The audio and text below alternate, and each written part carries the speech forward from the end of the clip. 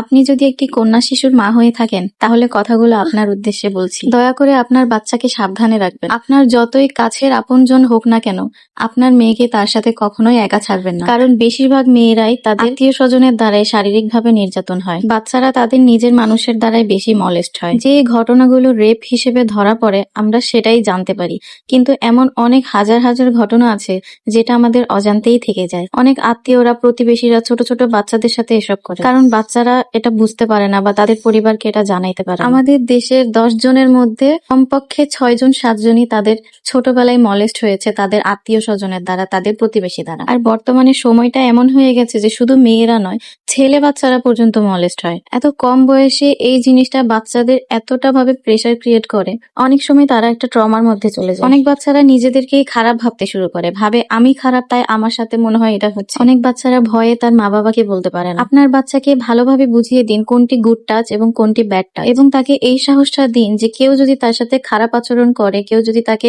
খারাপভাবে টাচ করে, সেটা তার কোনো দোষ নেই, সেটা ওই ব্যক্তির দোষ। এবং আপনার বাচ্চা যেন আপনার সাথে এটা শেয়ার করতে ভয় না পায়, এতটুকু সাপোর্ট বাচ্চাকে দিন। আপনার বাচ্চার দিকে লক্ষ্য রাখুন, কেউ আপনার বাচ্চার সাথে এমন কিছু করছে কিনা সেটা লক্ষ্য রাখুন। তাকে মানসিকভাবে সাপোর্ট করুন। আপনার যত আপন মানুষই হোক না কেন, হোক আপনার বাবা কিংবা আপনার ভাই, আপনার মেয়ে বাচ্চাকে কখনো তার সাথে একা ছাড়বেন না। কথা শুনতে খারাপ লাগলেও এটা বাস্তব। অনেক বাচ্চারাই তাদের নিজেদের মানুষের দ্বারা মলেস্ট হয়। একজন মা হিসেবে আপনি যদি না চান আপনার বাচ্চার সাথে এমন কিছু হোক, তাহলে অবশ্যই সতর্ক থাকুন।